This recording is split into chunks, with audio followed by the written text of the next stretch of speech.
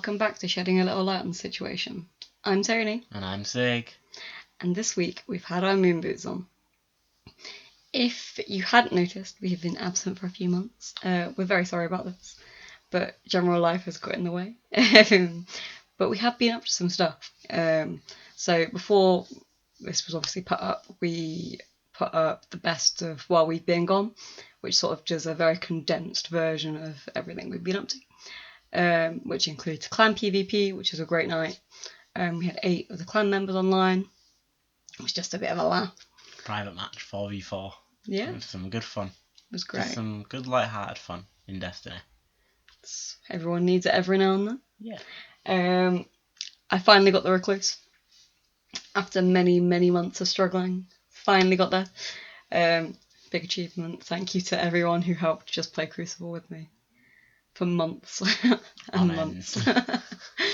We got there. We made it, guys. Woo! That was a clan achievement. It wasn't just mine. We also did some normal PvP. The highest we could find recorded of 6 high levels was 37. He's adamant it was 41, but we only found 37, which is impressive either way. Power of the Recluse in a shotgun. Woo! And mine got up to 14 in one match. Still not quite sure how that happened. It'd be higher if you played a Titan as a main. Harsh. Harsh truths. Yeah. And we've both obviously been levelling up just in general, and then obviously when Shadowkeep came out we did some more levelling. Right, so we're going to talk about Shadowkeep now. So if you don't want spoilers, click the timestamp in the description below and we'll be there. So opening up with the Shadowkeep story, we go back to the moon and Eris is missing, according to Ikora. So we say going back, it's only going back really if you played Destiny 1. Well, yeah. It's a good perspective, really. Yeah.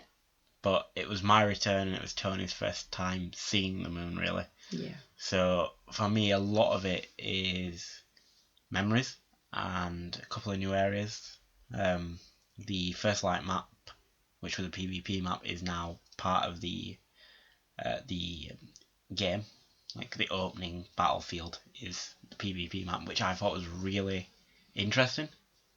And if you look across to the left, you can see the entire setting of the moon, and it's just amazing to look at. And then as you turn to your right, you see this big scarlet keep poking out from the rocks, and you're like, what is that? That's new, that shouldn't be there. And that's where most screaming went on during gameplay. Actually, that was more underground. But we'll get to that later. So, thoughts on mechanics? You had a lot to say about this. Yeah. I just thought I was just baffled by everything, to be fair. Armour 2.0 seeks to improve on Armour 1.0. Whereas in Armour 1.0, if you got a role, you were stuck with that role. With Armour 2.0, if you unlock a mod, that mod's permanently unlocked and you have to use an energy system, which you can level up using your enhancement cores and your upgrade cores, ascendant materials and ascendant cores, I think. If I got one of those wrong, I apologise. Correct him in the description below. Yeah. But if you level them all the way up to 10, you have 10 energy per piece, and that's across all 6 of your items, which means that you've got more stats to play around with. Returning from Destiny 1 is Intellect, Discipline and Strength, which give you your grenade, your super and your melee recharge abilities, which used to be tied with Armour 1.0 to mods, basically.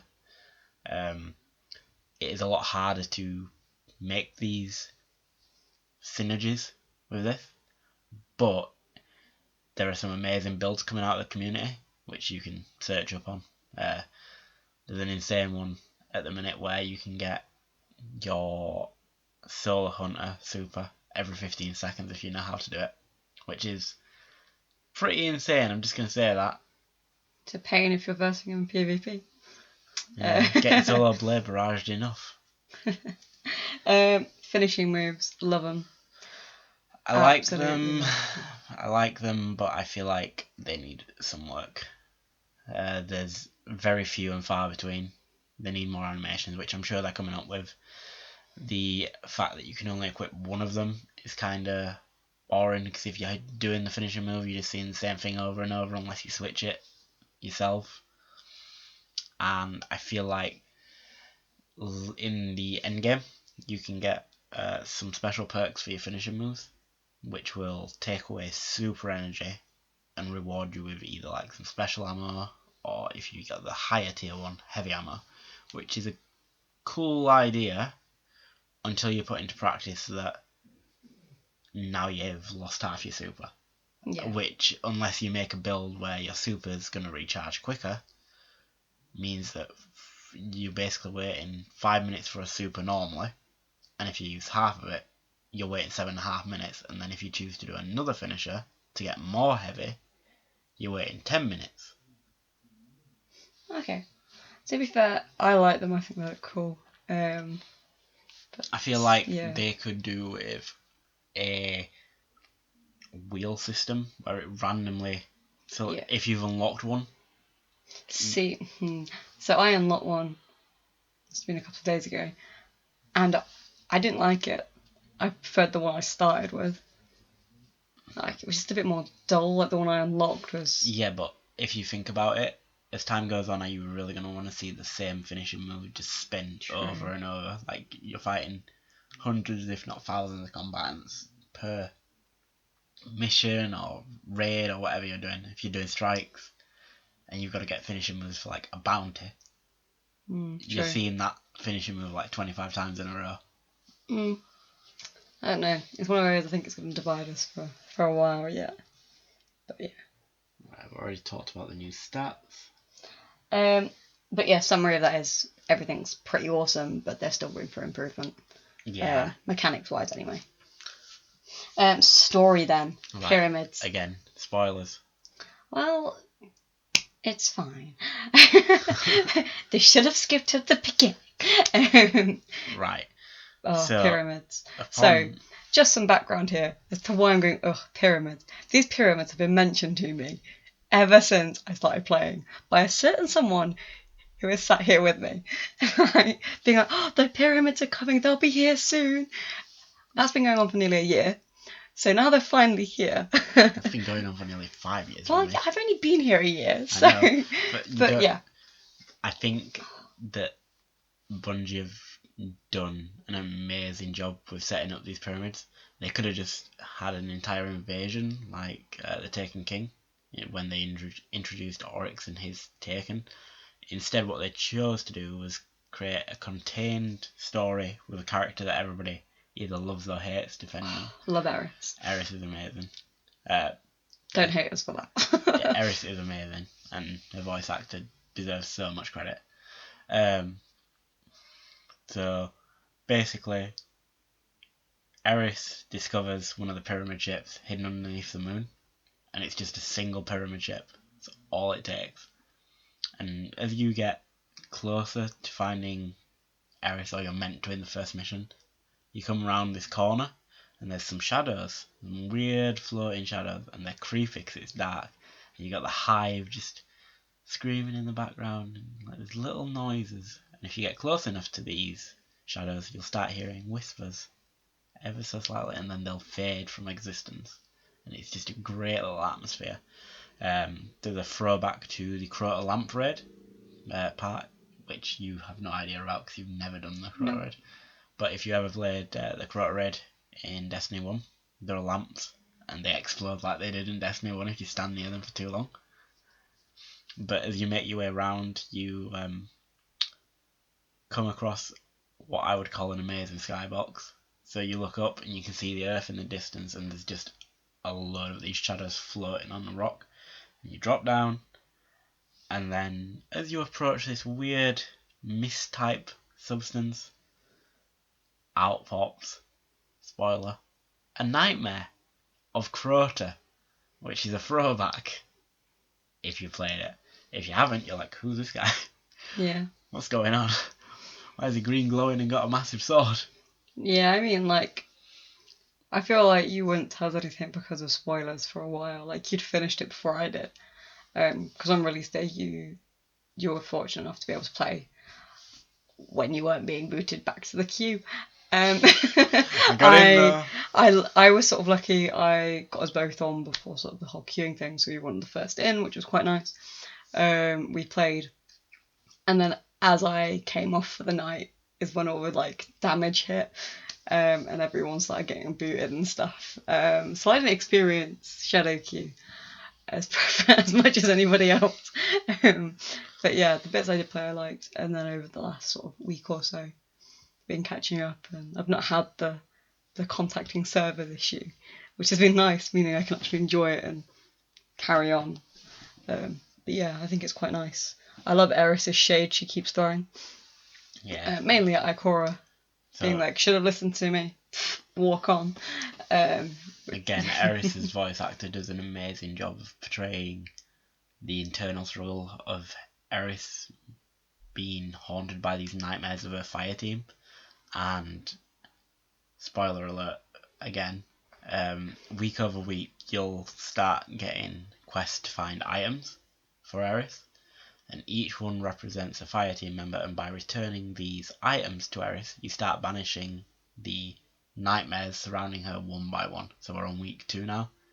There's 5 members, and I think that should lead up to the release of the dungeon, which will be an interesting one because we're wondering what will happen.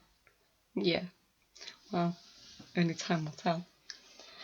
But yeah, everything sort of, other than the spark, the spooky and dark, that's what I meant to say, combine the two there, the spooky and dark atmosphere, like, Yeah, right. I like it.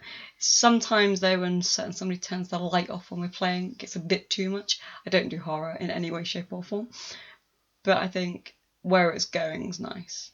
Sort of, I feel like sometimes when they've sort of hyped something up, from my experience with Bungie, or Destiny in general, they've hyped something up so much, and then when it's coming, you're like, oh. They kept it very, well hidden this time, and I think that's a sign of the future. Ever since they split with a certain company that they've parted their ways. But no, like sometimes they hype something up, and you go to play it, and you're like, oh. So personally, I felt this with the Menagerie. I was like, oh, it's gonna be fantastic, it's gonna be great, and it had its perks. I think I played it like 7 times tops. I just didn't. Me and it didn't click.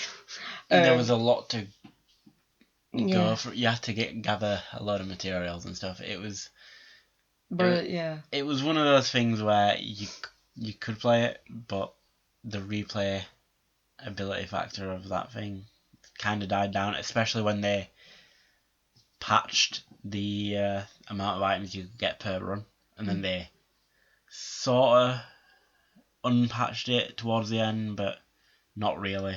Yeah. Like, there was a couple of times you could get like 2 or 3 drops, maybe 4 if you were lucky. Yeah. No, I think it didn't click, I don't think, but then they hyped it up hugely, like before the launch, and was like, oh, we're doing this, and I found it a little bit of a disappointment. So yeah, that was just a personal like sort of thing I found. But then when Shadowkeep was launched, there was hype, but there wasn't as much, I found. Like, people were sort of skeptical about what it would be. I think people were really excited about sort of going back to the moon and what it would be, but they didn't really let anyone know what it was.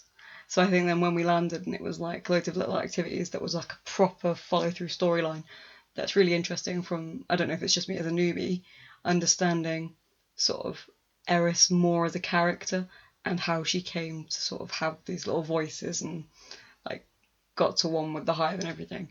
I found that really interesting. So I think I prefer what's going on and what they've done with this DLC to previously. If I could describe this DLC in a word, I would say nostalgic, but exciting and new to players that have never played Destiny 1, or maybe dropped off before Dark Blow came out. Like, the launch of Destiny 1 didn't go well. No, I've heard. People did drop off and they might never have experienced it. So for them to come back and basically these new nightmares that are just nostalgic enemies, it's really fun because you have to figure out the mechanics, and it's something new using old like features. Yeah. And people might not like that, but I think that's really something special. There's something special about certain bosses in Destiny's history. Like, I've noticed every time there's a nightmare, you're like, oh my god, it's so and so, and I'm like, come again, and you're like, oh, it was amazing, and then like you've shown me clips from when you played back in the day, yeah, it's nice. Nothing strikes fear into somebody's heart more than the Omnigul scream. I feel like you heard it and you were like, no! It was fantastic. All that farming! Yeah. But I'm enjoying it so far. Let's just hope it keeps up to rep with how it started. Well, I think they're meant to be progressing season over season with some sort of semblance of like a continuation of a story for once, instead of it being like separate chapters. Yeah. Which is, don't get me wrong, separate chapters are cool, side stories are cool, but I think that Destiny works best when everything connects into one. Like, it's taken nearly 5 years to connect what's going on with the Black Garden, and now that's a raid, and it's where the Vex invasions are happening, and yeah, it's nice to see things finally piecing together. Yeah, and there was a cutscene that linked everything together, and it was, everything sort of makes more sense, whereas I remember playing bits of Forsaken being like, what's going on? Kate's dead. Oh, okay, Kate's dead.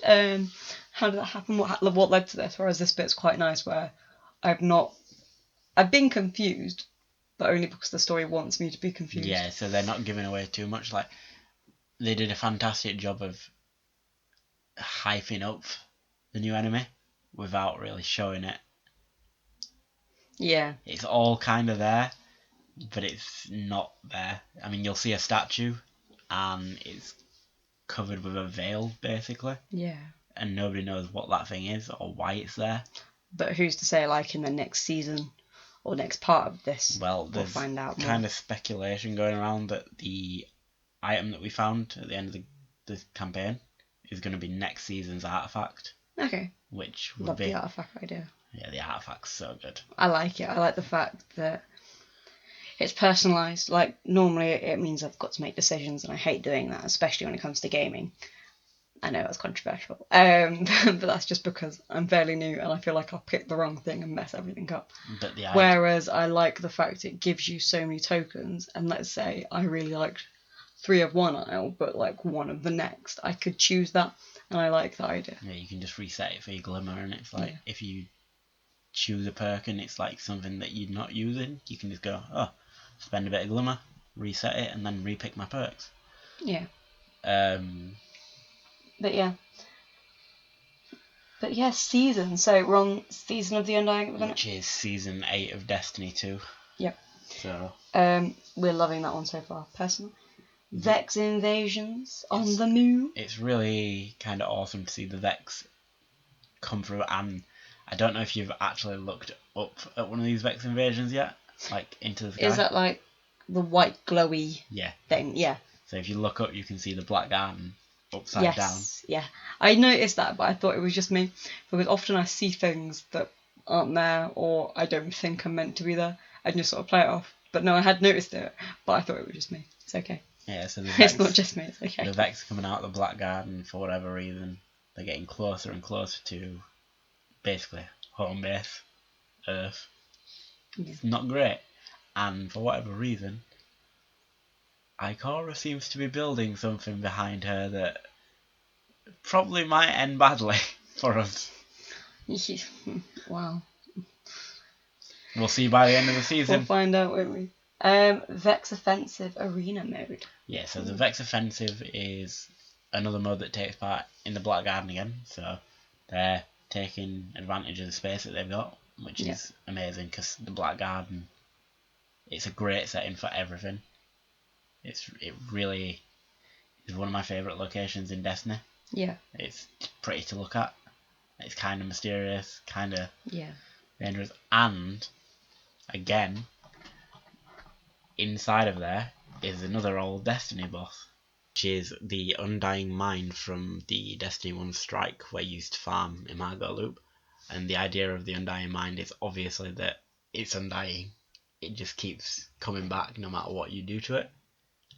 And the fact that it's back again and could be potentially what's causing these Vex invasions, extends its story, its lore, and why it exists. And we don't really know very much about the Vex or where they come from or why they're doing what they're doing.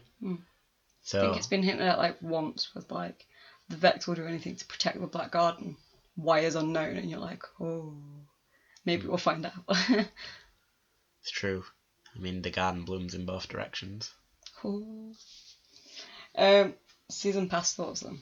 Season pass thoughts. So the season pass is, in my opinion, something that's working now. To have the DLC spread out over a 3-month period is a smart way to do things. I know it's taken a while for some people to get used to or like the idea of, but I think it's better to have the content spread out over the 3 months with like little events happening, new stuff unlocking, rather than have it all at once like we had before and then run out of content and be like, well, when's the next thing happening? Yeah, that's fair. I quite like the idea. It means I might be able to catch up with everyone before they finish it. Yeah, another good thing is the season battle pass kind of thing. So it ranks from rank 1 to 100. If you have Shadowkeep, you get the premium line basically. Yeah. Which allows you to unlock armor, planetary materials, little special boosts, a bunch of other stuff. Ending with like a special emote that you can use with 2 players based on the season, which is a sword clashing emote.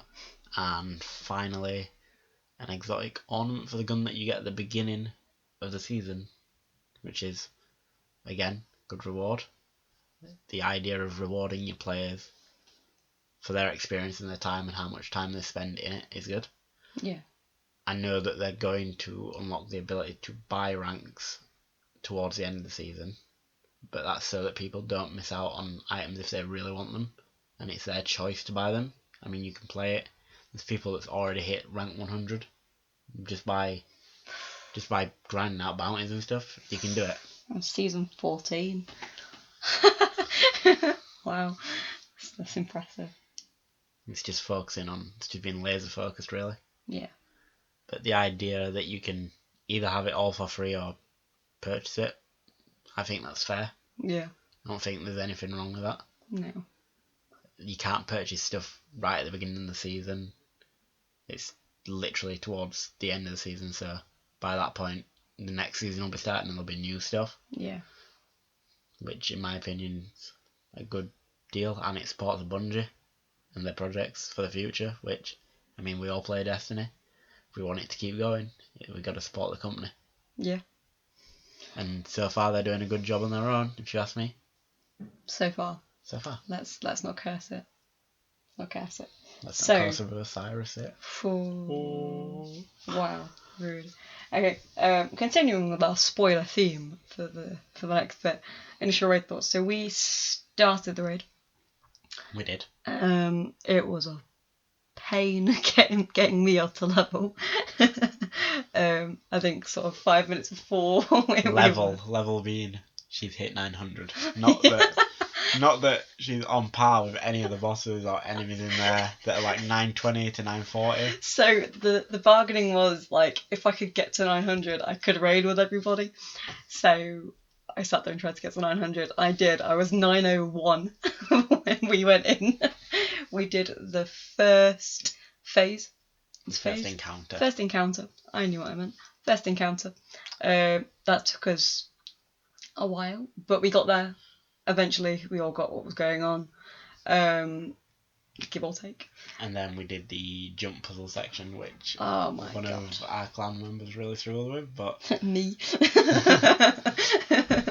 Yeah, don't do jumping. It was great fun. Yeah, I genuinely thought that the first encounter was the raid, and was like, oh, so we're done?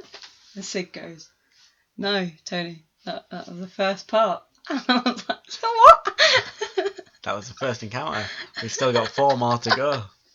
So yeah, we started the second encounter. But levels got in the way and it was just time to throw in the towel there for this week anyway. Yeah, we're going to try and get through the first and second encounter again, hopefully soon.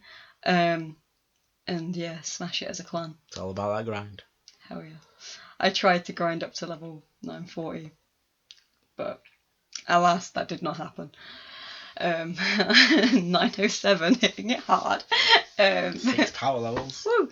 But I really liked it. I thought it was complicated, but also quite enjoyable. It's got it needs the communication. It gets clans to work together. It's different. Nice. It's different to other encounters. It's not like, oh, here's a boss, shoot at it. It's watch that boss. He's gonna drop something. If you don't get it, you're gonna die, and you better be quick at opening the second and third doors, because if you don't do that, well, I'm afraid that boss is gonna wipe you and your team.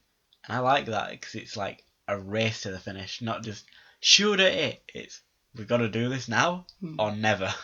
Yeah, I liked it as well. Like the fact we could split into 2 teams and do it, and it wasn't like 6 people shouting at you telling you what to do.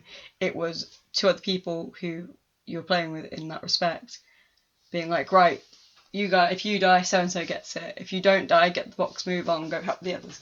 And apart from the end bit, which I like to call the sprint of Cyclops. The sprint, and then it was Toni, grab it on the way through, and then I died. It was like somebody else. So we had a theory. It went through the window very quickly. So what we kept doing is just we kept recycling one player and letting him die. Me. And then, no, it was Mod. Fair. We sacrificed a Titan for the greater good and kept reviving him and using him as a bait, basically. And we made it, and we got the chest ruff, and we did. A lot of us got the fusion rifle. Yeah, I think most of us got the fusion rifle. I don't think anybody got armor. I don't think anyone got armor. I think something else dropped for somebody else, but I don't know. I think somebody got a pulse rifle. I think so. I can't remember exactly, but most people got fusion rifle. Which is a good drop. Well, most of us got a fusion rifle. To be fair, the fusion rifle is pretty fun, and it's fast firing. Well, I needed a fusion rifle, which I didn't own. Well, I did, I just refused to use any. I needed a fusion rifle for a bounty, so luckily I got a nice fusion rifle that was a nice level. Okay, so we're back to anti-spoilers. It's okay. Welcome back if you missed our rant and rave over Shadowkeep. This is the TWAB section. So yeah, this week's TWAB isn't too long. It's nice. Nice and simple. Nice and simple. Heroic Nightmare Hunts, there will be new Nightmare bosses. There'll be new difficulties as well, so as the weeks go on, there'll be like Master Nightmare Hunts, which I'm assuming will be up in the 960s to 980 levels, and those are going to reward high level stuff and probably new items or whatever. Yeah. Which I think is good. It's going to introduce new bosses, so new nightmares, so we might see even more old faces from Destiny 1. Or even more new faces if you're still a newbie. Yeah, I'm quite excited for that one. Heavy ammo's been tuned in PvP. In free game mods at the minute, I believe, so Clash Control and Survival, I think. Yeah. They're looking at tuning it in the rest of the game mods soon, because people were complaining that it was coming up far too often. I think people want it to be like Destiny 1, where it spawns at once or twice a game, and if you're near the box, which I mean they've added back into the game, if you're near the box now, it shares out the ammo instead of just one person getting it. Yeah. But everybody gets it for that one time if you're near enough to the box, which I think works out better, because if everybody's just running around with heavy, the game's easy mode.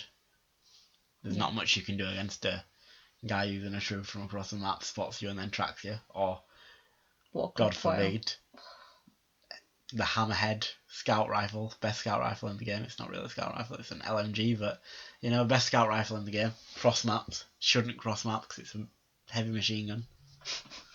I'm sensing some bitterness about this gun. And Iron Banner is back on Tuesday. With a whole new armor set, and there'll be a picture. They should have had the ornaments from the last Iron Banner on this set, but it's glitched at the minute, and of course it's glitched. You're able to put the Iron Banner ornaments on any armor at the minute. Yeah. Which you shouldn't be able to, but the community has put feedback that they want that to stay a thing. Okay. So I know that Bungie are looking into it. And from October the 15th to 22nd, there are Valor bonuses. Which is good if you want to rank up your seasonal Valor and get some extra rewards. yeah, I'll probably end up doing that at some point, just fitting in. So yeah, questions. We had a few sent through our beloved Instagram page. So we haven't got many. We've only got 4 this week. So, how are you finding Shadowkeep so far? In one word, go. Nostalgic. And going awesome. When are we having more guests on your show? The second part of that was Alpha was great. So, so when are we having more guests? We have been talking to a few other clan members, just sort of seeing who wants to come on, just in general, and what specifically they'd like to come on. We're hoping for like maybe 1 a month if we can arrange that. So we're talking to Alpha again because you guys thought it was so great. So Alpha will be back at some point, and we're talking to a couple of others who we feel like would be interesting for you guys to listen to, both from sort of really experienced players who play quite a lot to people who might not play regularly or have had a break and have come back, just to get their thoughts on this season. So yeah, we are working on it, don't worry. But in the meantime, you've got us too. You've got the next question is, how long have you guys been in clans? No, just in clans. Oh, in clans? Yeah. Clans in general? Clans in general, go for it. So, I've been in the clan since 2014 when I founded it, and that's about it, and made a lot of friends for it. Oh, I've been in a clan since the 9th of December 2018. I only know this because I looked it up recently. So yeah, not long at all. And I joined 6th clan. And yeah, that's the only clan I've ever been in. So yeah. Mm-hmm. What was your first character you played and why? Go on, say. Go on. Get it out of your system. My first character was a blue human bowl cut hair wearing hunter. So he secretly knows hunters are best, is what he's saying here. And the reason that I picked that is because in the trailer, I was like, oh cool, these guys have got capes. That's cool. And that's literally the only reason. And then when Vault of Glass came out, turned out that there wasn't that many warlocks at that point, but they were better for it. And I was like, oh, I could play this. Plus Voidwalker looked really cool. And then it turned out that leveled up the wrong subclass tree and needed Sunsayer. So that raid went well in the past, and then basically that's how the clan got formed. Fair enough. So that's how you converted to the lesser side. Warlock is saving grace, and hunters are going to get sucked into turbines. Rude. So I started off as a warlock because Sig pressured me to. Yeah. If you hadn't guessed, Sig introduced me to the game. So Sig pressured me into being a warlock. I couldn't jump. I still can't jump, but I can jump better than I did. So we tried a hunter, and yeah, I tried a titan. Didn't get on with my titan at all. Likewise, didn't really get on with my warlock. So I've just stood as a hunter. No regrets. So yeah, don't forget to check us out on social media, which are on screen now. We have Twitter, we have Facebook, we have Instagram, and obviously we have YouTube. And we will see you next time. So I've been Toni. And I've been Sig. And see ya. Thanks for listening, guys. Thanks for listening. Bye.